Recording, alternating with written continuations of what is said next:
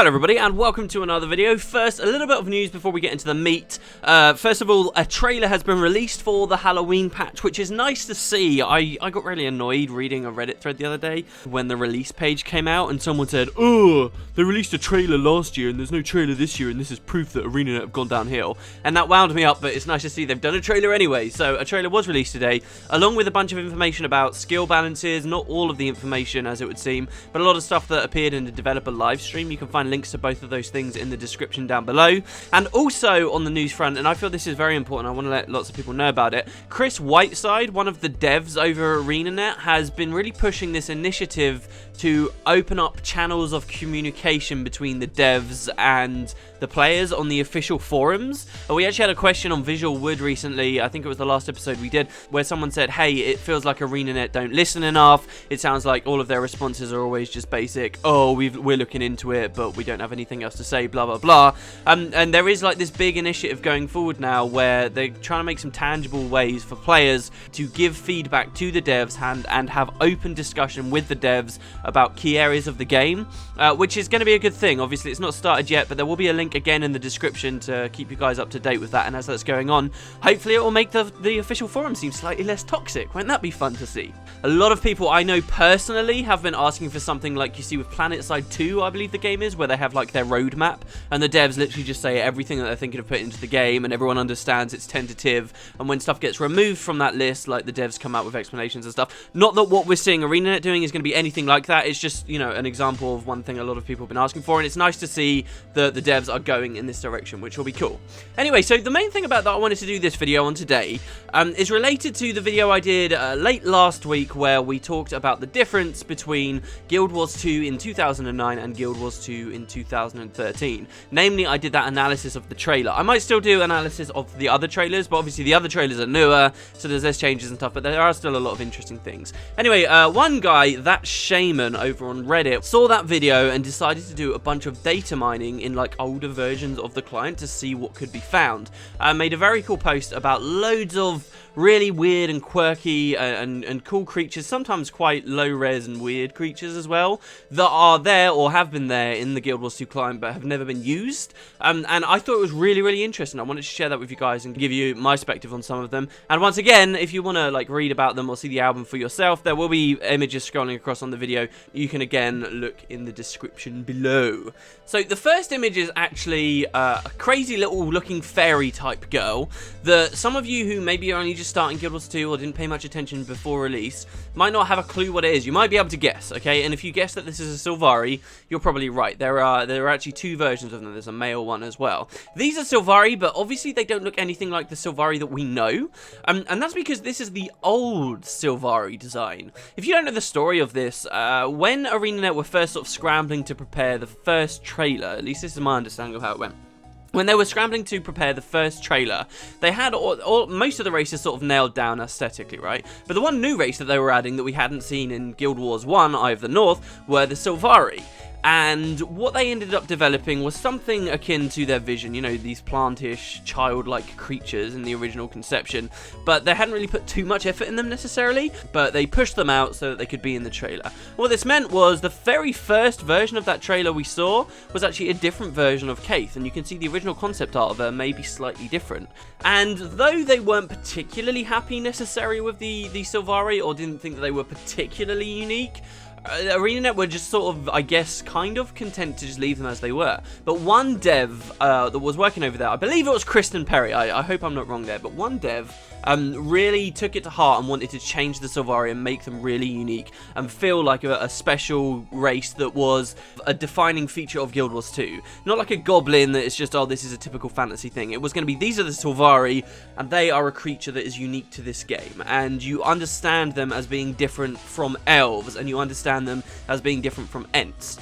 So, like, I believe it was in her free time a lot of the time. She just started doing this complete overhaul and redesign of the Sylvari to what we see now in-game. And in fact, some of those earlier trailers as well used to show a different version of Kaith. They actually went back and redid those trailers, re-released them with the new Kaith model, the Kaith that we all know from actual in-game. Kaith used to look very different. I'll see if I can try and find an image of her in her original form. Like, she used to look completely different.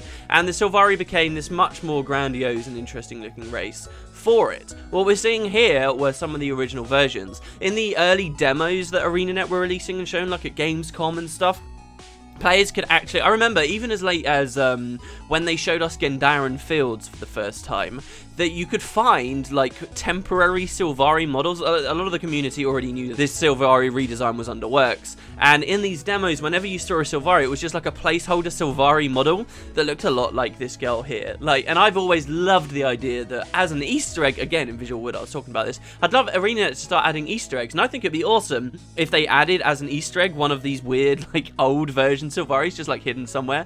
Like, it doesn't have to be canon or in lore or anything, but that would be really cool to see. And that's what we've got here. We've got a female version and a male version. I believe the regular placeholder Sylvari that they use is always was always a female for those demos, but there could have been some males around too. I remember specifically an exact location of one in the little town just north of the Lion's Arch entrance in Gendaran Fields. I might try and find some footage for the video, see if that character's still there or whether they've changed or not. But anyway, those are the first images that we've got, the old Sylvari design. After that, we see some Tengu. Now, apparently, these Tengu, to me, look like Tengu that you see in-game, but apparently they're not. These Tengu were replaced by, like, a different coloration of Tengu, and we never see any more of these, which is kind of cool to see, but this is actually kind of significant, too, in that many different Tengu had different color. In the lore, they have different colorations depending on their tribe. A lot of people think that when we finally get into the Dominion of Winds and the City of Winds, it's going to look very Cantham, but that's not necessarily true. The Tengu that are living there came from all over the world, and we have like 5 Tengu tribes. 2 of them are from Cantha, okay? That's the Angchu and the Sensali. But there's actually 3 other tribes that we know at least are native to Tyria alone. Kryta itself in the first game was swarming with Tengu that were in open defiance against the humans and would fight you in the Krytan wildlands. Those were the Kuromi Tengu. And maybe, to me, I don't know why, but these images remind me a little bit more of perhaps a Kuromi Tengu. And then there were the Quetzal that were even further to the north, and they were green Tengu, and they're my favourite Tengu, and if we ever get to play as a Tengu, I will hopefully be a Quetzal if they give us that option. And further, there were the Akivari, who lived in the Shiver Peaks and really had very little information. They felt like filler mobs. But there were all these different tribes, and only 2 of them were actually from Cantha, and they've all gone to live in the Dominion of Winds. Since we're talking about like data mining stuff and stuff that never made it into launch, another really cool fact is if you guys got the collector's edition of Gw2, you can read in the art book they provided with the collector's edition that apparently all of the Dominion of Winds and the City of Winds and everything that was there was actually fully modeled and created. It just wasn't like populated with NPCs and things to do necessarily, and the feature wasn't fully implemented. So they built this whole city, and then like it never made it into the game of launch. Sadly though, so I asked that shaman when he was getting these images, because we were talking about it as he was gathering them, I asked, do you think that there are any of these assets from the City of Winds here in some of these old versions of the client that you can maybe data mine through? And apparently nothing could be found. So that's a bit of a shame, but these old versions of the Tengu are there, and it raises the question when, because it is a matter of when we finally get to go to the Dominion of Winds and play as Tengu, and I thoroughly believe we eventually will be able to do that. Is the City of Winds that we're going to see the one that they'd created before the game's launch, just, you know, finished? Or is it going to be something else? The idea that there aren't any models for it tells me that maybe that original version of the City of Winds they'd created was made entirely out of assets, like reused assets that we see elsewhere. Think about South Sun Cove, okay? If you go to South Sun, and I know South Sun was added after launch, but there are those very specific looking hut areas that look like they've got nests underneath them. If you can't visualize what I'm talking about and you've played South Sun Survival, it's those little hut things that one of the hidden pistols is on South Sun Survival. Those look really cool, and to me, those like high perched nested areas with, you know, kind of tropical-ish looking architecture look exactly like the kind of thing that would fit in a Tengu city. And I wonder whether these were assets that were made for the original City of Winds, and then, not that that's necessarily the name, by the way, guys, that's just like a placeholder name. We don't actually know what the city's necessarily called, though that's what they seem to internally refer to it as quite a lot of the time, and maybe there are some more specific references. But maybe this was one of those assets that they'd made for that place, was cut from the game because the whole city wasn't ready, and they decided, right, we'll do it later, we'll do it in expansion or whatever. And then when they came to add South Sun Cove, they were like, hey, look, we got some assets, let's put these in. So it's very curious to me. I wonder how much stuff there really is out there, how that city would have looked, and how that's going to compare to what we eventually get. Very curious indeed. The next couple of images that were data mined, I believe, were thought to be armors and stuff that no longer exist in the game, but they actually do. This one here, you can actually dress up as if you pop one of the Ascalonian tonics in the Ascalon catacombs, and the one below, the heavy armor one, is like just a mix of certain armors that are available in game. It just looks kind of low res and kind of early development, and the same goes for the, I believe that's light armor after that. Like, those are the Deathly Bull stuff on the shoulders, which is interesting too, because if this is really early data mine stuff, and this character's wearing Deathly Bull shoulders, that was released for Halloween at the first year. So again, it's like, oh, maybe they had these assets, they didn't use them, and then they sold them in the cash shop later. Which, you know, if you think about it, it sounds really bad, but in practice it doesn't work like that at all. Unless that's just a set you get from Karma somewhere, which may be the case too, so don't take my word for anything here. Anyway, a little further down we have blue versions of the Sylvari Fernhounds, and in fact they look like they've got some kind of fungus on them. It's my belief that these perhaps could be like Risen Fernhounds, some version of Risen Fernhounds, but we all know the story about how the Sylvari and the Fernhounds, just like the Sylvari, are born of the Pale Tree, can't be corrupted. So maybe they realised, oh, this conflicts with lore, and then they weren't used in the game in the end. Or these were perhaps intended to be the Nightmare Court's Thornhounds. The Nightmare Court have got like their own juvenile Fernhounds that look the same as anything else, except they've got a different name, and now we've got a different model here. I feel like these would be very fitting with the Nightmare Court, but for whatever reason the devs decided not to use them. Bit of a shame. There was also the potential, I guess, for this to have been a ranger pet too, if it wasn't explicitly tied to, you know, being corrupted by one of the Elder Dragons. I mean, they even look like they could be ice brewed, frankly. But, you know, that goes against that story of how the Sylvari and the Fernhounds, by extension, I suppose, unless there's something that conflicts with that, cannot be corrupted. Next image is really weird. Look at this guy. Wow, isn't he cool? This guy almost just looks like concept art. I fail to believe that this is actually something that was there in game. It looks more like a texture without a model, right? Very, very weird, but it is reminiscent of a few things. It's Halloween at the moment, and I've got to say his face reminds me a little bit of Mad King Thorn, or, you know, all these pumpkin things that are going on. But also, one of the enemies, so I've talked a lot on this channel about how the gargoyles were these, well, not necessarily widespread, but they were characters in the first game that just disappeared, and then ArenaNet added some lore about them. Another huge group of enemies that were all over the place, and really were all over the place in Guild Wars 1, and now are nowhere to be seen, are the plant-like thorn stalkers and reed stalkers, and also there were other plants as well. There were, in the first game, there were these really cool enemies that I love the look of and design of, these aloe pods, these aloe seeds, which were like these big inflated animate plant seeds that would walk around, and they were usually healers. They were really cool enemies. None of these exist in the game anymore, particularly the thorn stalkers, and that's what this looks like. It looks like maybe at one point ArenaNet were going to add them in, but then they decided not to. The question is, why not? Was it because the assets were just completely poorly done? Was it because all of the maps were already fully populated with enemies and there was no need for them? Or did it perhaps have something to do with the lore? And there are theories there, particularly tied to the idea of this sixth Elder Dragon, the Elder Dragon of, you know, plant life and the earth, and how many of those minions seem to have just disappeared from Tyria now that it's woken up, and maybe it just sort of killed them all off or something. But these are vague theories at best. These are theories built upon a theoretical entity in the first place, so we can't speculate too heavily either way.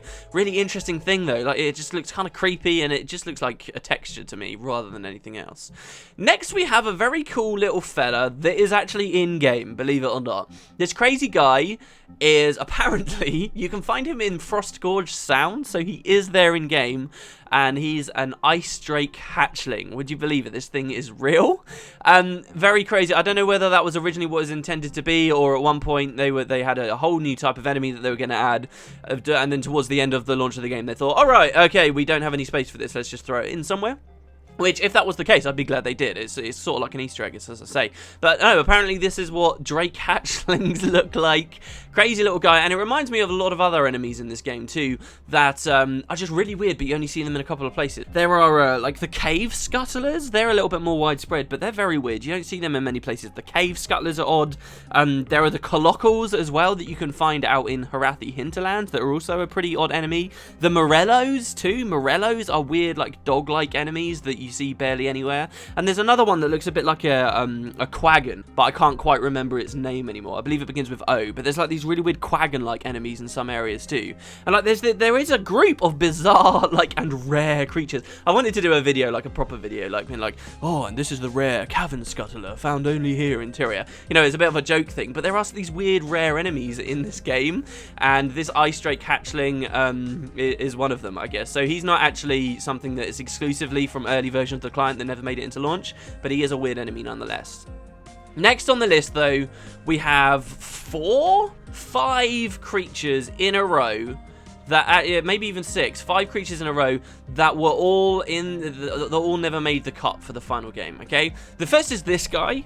And he looks, anybody that played Guild Wars 1 Factions might recognize this thing. This is a Kappa. Kappa wouldn't make any sense really to be interior right now. They wouldn't. So I understand why something like this would get cut. Kappa were just turtle-like enemies that you could fight in Factions. They didn't have too much lore on them. They did have some lore on them, but nothing that was particularly interesting. They were just sort of fodder mobs that you could fight your way through. You could find some in the sewers of Kaineng. There were many around in the starting areas, Jingji Island, and there's no reason to suggest they should all be extinct or anything, but none ever lived interior. So the question then becomes, why did ArenaNet model this in the first place? Did they just think, oh hey, we'll add some Kappa in? Interesting idea, but obviously they went back on it, and I don't believe you get to see that anywhere in game. So they made a Kappa for Guild Wars 2, very weird. The next guy, I can't put my finger on at all. That shaman described this guy as perhaps being a goblin. I don't know, I sort of see it as being a goblin. Goblins have never really been a thing in this universe. And considering all of the efforts that the devs went to at the launch of Guild Wars 2 to push it away from traditional fantasy tropes, it'd be very weird for me to think that they actually added a real goblin. But yeah, maybe it was meant to be a boss somewhere though, because there are quite a few models here that have been data mined out that look like enemies, like regular enemies that you just can't fight, but actually they're bosses in dungeons. Like you've got Subject Alpha there, you've got quite a few from Crucible of Eternity actually, and they just look weird because they're small, but they're like blown up actually. One in particular is a Risen guy that's got some runes on him. I'd love to translate them, but I don't know what scripture they are, if any. Very interesting character that there, though, and I wish I had more information on it. But anyway, back to this Goblin guy. I have no idea. I don't think he's anywhere in game. It makes me think a bit of those ogres. I don't know. It feels like the kind of like a pet that you'd see with an ogre somewhere. But whatever it was, didn't make the cut. The next one too is another Drake, but he's got an alternate coloration. We already know that Rangers have got how many types of Drakes? 4. You've got the Poison Drake, the Lightning Drake, the Fire Drake, and an Ice Drake, don't you? So you've already got 4. This looks like another type of Drake. It actually looks quite fitting for a Poison Drake, but hey, they didn't put it in for whatever reason. It actually looks like maybe more of an aqueous one, but we know that they're all amphibian creatures anyway, so I'm not sure how that fits. Below are 2 Manta Rays. I feel like while these aren't enemies that are swimming around, you know, water wildlife, in general, Guild Wars 2 has got really good water, a good variety of underwater wildlife, but while you can't really find these anywhere, I do feel like I've maybe seen them encased in jade in the Jade Fractal, so they might have come back and been reused as assets there. The other thing you've got to consider with a lot of enemies like this are the scale of them. Like, it's very hard to see how big they are meant to be, and that's why some of those boss creatures look weird, because you expect them to be regular Risen size, but in fact, they are in-game, they're just huge. And this Manta Ray, to me, feels like it could do really well as a very big creature. Speaking of which, we now have 4 images of the Leviathan, okay? This is what is known as Leviathan Leviathan. This creature is what we saw at the end of the Manifesto trailer. The Manifesto trailer gets a lot of slack from players because people say, oh, look at all this evidence of ArenaNet breaking their promises and not following through on anything they promised Guild Wars 2 would be. And sadly, it's also that trailer that features at the end a giant boss that flat up is not in-game. That's what I ended my 2009 video on, that guy swimming through the water. This is a model of it, and there's actually 2 different versions of him, 2 different colorations. Despite this, he is not used anywhere. The one thing that springs to my mind of maybe where this could have been used at some point, first of all, I believe this could be a minion of the Deep Sea Dragon. And in particular, if you look at the Crucible of Eternity, or at least the lab above it in Mount Maelstrom, you can go to each of the labs of the Elder Dragons. And in the blue lab, 2 Inquests are speaking to one another, and they talk about how they are trying to contain a large water dragon minion in that area, but they explain that it's too big. And there's this idea that all of the Deep Sea Dragons minions are just these enormous, enormous creatures. And maybe the Leviathan was meant to be one, but they left it out because they wanted to maintain a bit of that mystery and only have subtle hints in the game. Who knows? But, you know, we do know for a fact that this creature was fully implemented in game and even had animations, at least a swimming animation. So, sort of a shame that it's gone, but we could see it come back at any point. I don't know whether I'd like to see it just slapped into a dungeon path somewhere. A lot of people don't want to see underwater encounters and new content that they put through the Living Story anyway, so it could be a while before we see it. We've then got an undead looking boar guy who I believe is in game. I believe you can see him in Malkor's Leap. There's an area full of like weird undead like animals like this, and it reminds me a lot again of Guild Wars 1 Factions. There were these really weird like sickened animals that you could only find on a very specific area of Xingji Island, and they just sort of didn't exist anywhere else in the game. And then there were like some other weird ones that were in a burned down area of Kaineng City, like really specific odd enemies that were only in one place. And I guess that's what we're talking about a lot of in this video, so it makes sense that it would remind me of that. Next we have, this might look weird, it looks a bit like a fish at first glance, but this is actually the dragon I was talking about in that 2009 video. This is the asset itself. From this asset, it doesn't really look like his mouth is the entrance to a dungeon, but it's kind of hard to imagine when you consider scale and stuff. Like, this thing could have been much bigger than we're actually seeing here.